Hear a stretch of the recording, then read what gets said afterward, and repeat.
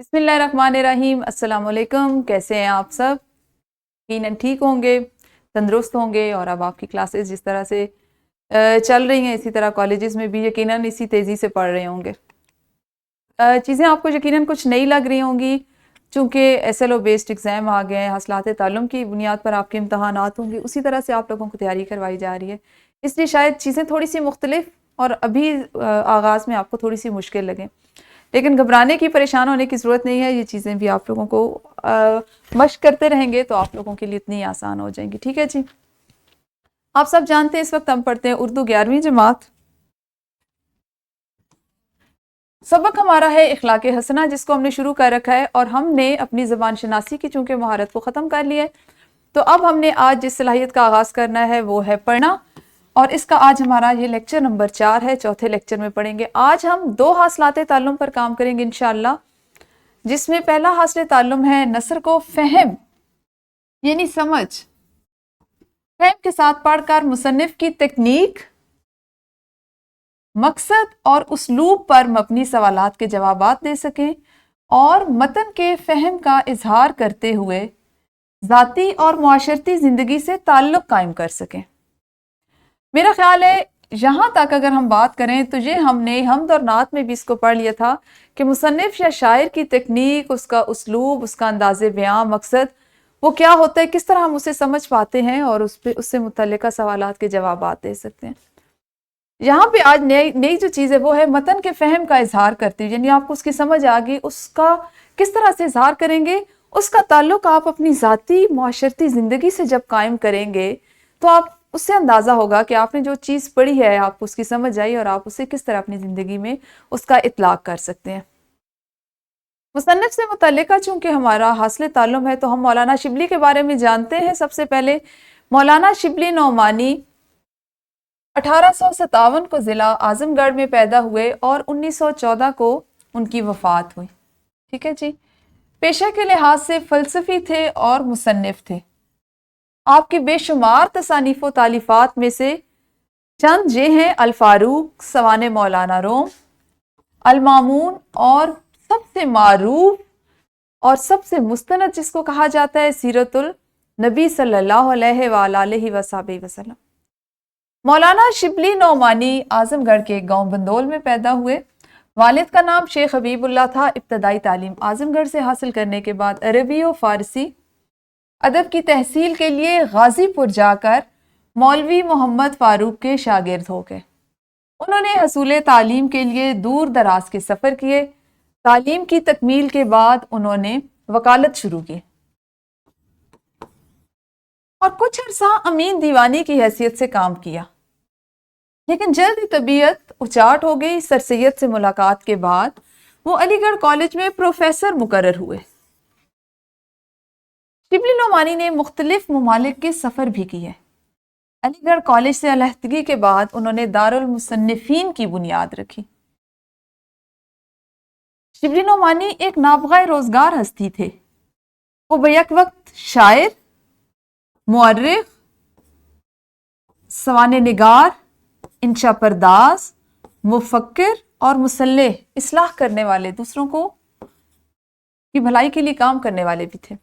وہ سر سید کے دبستان سے وابستہ تھے، لیکن ان کا اسلوب اور طرز بیان منفرد ہے۔ بھلے وہ سر سید کے دبستان سے وابستہ تھے لیکن ان کا اسلوب اور جو انداز بیان یا طرز بیان وہ بالکل منفرد تھا۔ وہ اپنی تحریر میں تشبیہات اور استعارات کا بخوبی استعمال کرتے۔ ان کی عبارت مختصر اور پرجوش ہے۔ اب یہ وہ چیزیں جو ان کی تکنیک ہے، ان کا اسلوب ہے اور ان کا طرز بیان ہے، ٹھیک ہے؟ تو ان کی تحریر میں روانی اور دلکشی ہے۔ وہ اپنی بات کو منطقی استدلال یعنی منطق سے، دلیل سے اور عقلی دلیل سے ثابت کرتے ہیں۔ ان کو اردو کا پہلا مورخ ہونے کا اعزاز بھی حاصل ہے، ٹھیک ہے جی؟ پہلا جو تاریخ نگار، وہ پہلے مورخ ہیں۔ ان کی تاریخ نگاری کی بنیاد تحقیق اور سند پر ہے۔ ان کا سب سے بڑا کارنامہ سیرت النبی صلی اللہ علیہ وآلہ وسلم ہے۔ اگرچہ وہ اس تصنیف کو اپنی زندگی میں مکمل نہ کر سکے، لیکن ان کی وفات کے بعد ان کے ایک ہونہار شاگرد سید سلیمان ندوی نے اس کی تکمیل کی۔ ٹھیک ہے جی. سید سلیمان ندوی کے ہی سیرت النبی سے لکھا ہوا سبق جو ہے وہ ہماری جماعت نہم میں شامل ہے، جس کو بھی ہم پڑھ رہے ہیں. اور مولانا صاحب کا جو یہ سبق ہے اس کو ہم نے 11ویں جماعت میں لیا ہے. تو یہ تھا آپ کا انداز بیاں، آپ کی تکنیک، اور آپ نے یہ سبق کیوں لکھا آپ کو اس سے اندازہ ہو جائے گا. آپ لوگوں کے کتاب کا سب سے پہلا جو اقتباس ہے وہ آپ کے سامنے ہے، یا آپ کہہ لیں کہ پہلا حصہ. اس کو پڑھتے ہیں. سب سے پہلے، کوئی شخص گوشہ نشین ہو کر بیٹھ جائے تو اس کے لیے عدل و انصاف سے کام لینا نہایت آسان ہے. حضرت محمد حضرت صلی اللہ علیہ وآلہ وسلم کو عرب کے سینکڑوں قبائل سے کام پڑتا تھا. یہ آپس میں ایک ایک کے دشمن تھے. ایک کے موافق فیصلہ ہو جاتا تو دوسرا دشمن بن جاتا. اسلام کی اشاعت کی غرض سے ہمیشہ حضرت صلی اللہ علیہ وآلہ وسلم کو تالیفی قلوب سے کام لینا پڑتا، یعنی دلوں کو مائل کرنے. اور ایسا تالیفی قلوب کہتے ہیں کہ دلوں کو مائل کرنے کا عمل. آپ کو ایسے کام لینا پڑتا کہ جہاں پہ آپ دونوں طرف کے جو فریقین ہوتے تھے ان کو اپنی بات پہ قائل کر لیتے، ان کو مائل کر لیتے. ان سب مشکلات اور پیچیدگیوں پر بھی عدل و انصاف کا پلہ کسی طرف جھکنے نہ پاتا. یعنی ایسا کبھی نہیں ہوا تھا کہ آپ کسی ایک کے حق میں فیصلہ دیتے، بلکہ آپ لوگوں کو اپنی بات پہ قائل کرتے اور پھر عدل و انصاف سے فیصلہ کرتے. اور جس کے مخالفت میں وہ فیصلہ ہوتا اس کو بھی منا لیتے، اس کو بھی اس کے دل کو بھی مائل کر لیتے، اور اس کو اس فیصلے کو ماننے پہ تیار کر لیتے، آمادہ کر لیتے. فتح مکہ کے بعد تمام عرب میں صرف طائف رہ گیا تھا جس نے گردن تسلیم خم نہیں کی. حضرت صلی اللہ علیہ وآلہ وسلم نے اس کا محاصرہ کیا، لیکن 15-20 روز کے بعد محاصرہ اٹھانا پڑا. یعنی اس کا گھیراؤ کر لیا لیکن بعد میں اس کو ختم کرنا پڑا. سخر ایک رئیس تھے. ان کو یہ حال معلوم ہوا تو خود جا کر طائف کی حصار بندی کی اور اہل شہر کو اس قدر دبایا کہ بالآخر وہ مصالحت پر راضی ہو گئے. یعنی انہوں نے کہا کہ ہم صلح صفائی کے لیے تیار ہیں. سخر نے بارگاہ نبوت میں اطلاع کی. مغیرہ بن شعبہ ثقفی حضرت صلی اللہ علیہ وآلہ وسلم کی خدمت میں آئے کہ سخر نے میری پھپھی کو قبضے میں لے کر رکھا ہے. آپ صلی اللہ علیہ وآلہ وسلم نے سخر کو بلا بھیجا اور حکم دیا کہ مغیرہ کی پھپھی کو ان کے گھر پہنچا دو. اس کے بعد بنو سلیم آئے کہ جس زمانے میں ہم کافر تھے سخر نے ہمارے چشمے پر قبضہ کر لیا. اب ہم اسلام لائے، ہمارا چشمہ ہم کو واپس دلا دیا جائے. آپ صلی اللہ علیہ وآلہ وسلم نے سخر کو بلا بھیجا اور فرمایا کہ جب کوئی قوم اسلام قبول کرتی ہے تو اپنے جان و مال کی مالک ہو جاتی ہے، اس لیے ان کو ان کا چشمہ دے دو. سخر کو منظور کرنا پڑا. راوی کا بیان ہے کہ جب حضرت صلی اللہ علیہ وآلہ وسلم کے حکم سے سخر نے دونوں حکم منظور کر لیے تو میں نے دیکھا کہ حضرت صلی اللہ علیہ وآلہ وسلم کے چہرے پر شرم سے سرخی آ گئی کہ سخر کو دونوں معاملوں میں شکست ہوئی اور فتح طائف کا ان کو کوئی صلہ نہ ملا. تو یہاں پہ یہ چیز ہم نے کیا سیکھا کہ عدل و انصاف، آپ صلی اللہ علیہ وسلم کا عدل و انصاف جس وقت کرتے تھے تو اس میں اگر وہ فیصلہ مسلمان کے خلاف ہوتا یا آپ کے قریبی ساتھی کے خلاف ہوتا تو آپ وہ بھی کرتے تھے.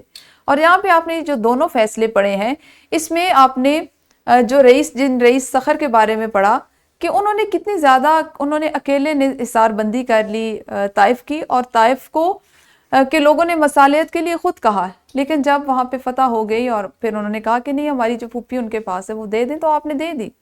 اسی طرح جس چشمے پہ ان کا قبضہ تھا وہ اس وقت تھا کہ جب وہ لوگ کفار تھے، اور جب وہ دائرہ اسلام میں آئے اور انہوں نے کہا کہ اب یہ ہمیں واپس دے دیجئے تو نبی اکرم صلی اللہ علیہ وسلم نے ان کو ان کی چیزیں واپس دلا دیں. تو اگر ہم یہاں پہ صرف سبق کے حوالے سے بات کریں تو یہ کیا چیز تھی کہ عدل و انصاف. اب ہم بات کرتے ہیں لکھنے کی ٹیکنیک اور منفرد اسلوب. کیونکہ ہمارا حاصل تعلم یہی ہے تو شبلی کا اسلوب اور طرز بیان منفرد تھا. وہ سر سید کے دبستان سے وابستہ تھے مگر ان کی تحریر کا انداز بالکل مختلف تھا. آپ کی تحریر میں تشبیہات اور استعارات کا استعمال ہے اور وہ ان کی تحریر کو مزید جاندار بناتا ہے. شبلی نعمانی مختصر اور پرجوش عبارت لکھتے تھے، جیسا کہ ابھی میں نے آپ کو اسی لیے یہ اقتباس دیا آپ کی کتاب سے کہ چھوٹے چھوٹے مختصر اقتباس ہیں، لیکن اس میں بیان کرنے کا انداز ایسا ہے کہ پوری بات چند جملوں میں پوری ہو گئی ہے. اور یہ کیا ہوتا ہے کہ عبارت چونکہ مختصر ہوتی ہے لیکن جذباتی ہوتی ہے تو پڑھنے والے پہ اثر بھی رکھتی ہے۔ اچھا، آپ کی تحریر کی ایک اور خوبی کیا ہے، آپ کی ایک اور تکنیک کیا تھی کہ آپ روانی اور آپ کی تحریر میں روانی ہوتی تھی اور دلکشی ہوتی تھی۔ اچھا، اس کے بعد آپ نے منطقی استدلال کو ہمیشہ سامنے رکھا، کوئی بھی بات منطق کے بغیر، دلیل کے بغیر نہیں کرتے تھے، عقلی دلیل سے ثابت کرتے تھے کہ جو بات کی جا رہی ہے وہ درست ہے۔ چونکہ آپ پہلے مورخ ہیں تو اس لیے تاریخ نگاری اور تحقیق اور سند پر مبنی ہوتی تھی۔ آپ کی اہم تصانیف، آپ کا جو سب سے بڑا کارنامہ ہے اس کو سیرت النبی صلی اللہ علیہ وآلہ وسلم ہے، جو آپ کی وفات کے بعد آپ کے ایک شاگرد سید سلیمان ندوی نے مکمل کیا۔ اچھا جی، اب ان تمام باتوں کے بعد اگر میں آپ سے کچھ سوال پوچھوں تو وہ مجھے ان کے جواب دیجیے۔ جیسے مولانا شبلی نعمانی کی تحریر میں کس قسم کے ادبی عناصر کا استعمال ہوتا ہے؟ یہ ہمارا حاصل تعلم میں ہم اسی کو سامنے رکھیں گے۔ شبلی نعمانی کی عبارت کی کون سی خصوصیات ان کی تحریر کو پرجوش بناتی ہیں؟ شبلی نعمانی کی تحریر میں روانی اور دلکشی کی کیا اہمیت ہے؟ مولانا شبلی نعمانی اپنی بات کو ثابت کرنے کے لیے کون سا طریقہ اختیار کرتے تھے؟ اور مولانا شبلی نعمانی کو اردو کا پہلا مورخ کہنے کی کیا وجہ ہے؟ کیوں نہیں کہا جاتا؟ کیا وجہ کیا ہے کہ ان کو پہلا مورخ کہا جاتا ہے؟ اس کے ساتھ آپ لوگوں کے لیے ایک سرگرمی ہے جی، جماعت کے کمرے میں جوڑیوں کی صورت میں اخلاق نبوی صلی اللہ علیہ وآلہ وسلم کے آئلی زندگی کے پہلوؤں پر کسی غیر نصابی کتاب جو نصاب میں شامل نہ ہو، غیر نصابی کتاب کے 5 صفحات کا مطالعہ کیجیے، اور اس مصنف کے، وہ کوئی بھی مصنف ہو جب آپ نے خود سے اس کا انتخاب کرنا ہے، اس کے انداز بیان، اس کے اسلوب، تکنیکی پہلوؤں اور عبارات کے ربط و تسلسل کے سلسلے میں ایک دوسرے کے خیالات و محسوسات کو جاننے کے لیے ایک دوسرے سے سوال کریں اور دیکھیں کہ مصنف کو جاننے میں آپ دونوں کے خیالات میں کتنی ہم آہنگی یا فرق موجود ہے۔ اچھا جی، اس کے بعد اب آپ نے، ہمارا دوسرا حاصل تعلم تھا جو متن ہم پڑھتے ہیں اس سے ہم اپنی ذاتی اور معاشرتی زندگی میں کس طرح سے مستفید ہوتے ہیں یا اس کا اطلاق کرتے ہیں۔ تو اس اقتباس میں چونکہ عدل و انصاف کے بارے میں پڑھا تو مجھے جلدی سے یہ بتائیے کہ اس اقتباس میں عدل و انصاف کے کن اصولوں کا ذکر کیا گیا ہے؟ رسول اللہ صلی اللہ علیہ وآلہ وسلم کے فیصلوں سے ہم کیا سیکھتے ہیں؟ اگر میں اس حاصل تعلم کے اگلے حصے پہ آپ کو بتاؤں تو ذاتی اور معاشرتی زندگی سے عدل و انصاف کا تعلق تو وہ ہے کہ وہ کون سے مواقع ہیں جب آپ نے، آپ خود سے بتانا ہے کہ وہ کون سے مواقع ہیں جب آپ کو اپنے ذاتی یا معاشرتی زندگی میں عدل و انصاف سے کام لینا پڑا، آپ نے کیا فیصلہ کیا اور اس کا کیا نتیجہ نکلا۔ اس تجربے کو آپ مذکورہ اقتباس سے کیسے جوڑ سکتے ہیں؟ جو بھی ہم نے سیرت سے اخذ کیا یا پڑھا اسوہ حسنہ سے، آپ اپنے تجربے کو اس اقتباس سے کیسے جوڑ سکتے ہیں؟ یہی ہمارا آج کا حاصل تعلم تھا جس کو آپ نے کیا۔ ابھی آپ گھر سے کیا کریں گے کہ مکمل سبق کی خواندگی کریں اور متن کے فہم کے مطابق سبق کا تعلق اپنی ذاتی اور معاشرتی زندگی سے قائم کریں۔ اس سبق کو مکمل پڑھ لیجئے گا تاکہ آپ کو اچھے سے سمجھ آ جائے، اور پھر اس متن کے فہم سے آپ نے اس کا تعلق اپنی ذاتی اور معاشرتی زندگی سے قائم کرنا ہے۔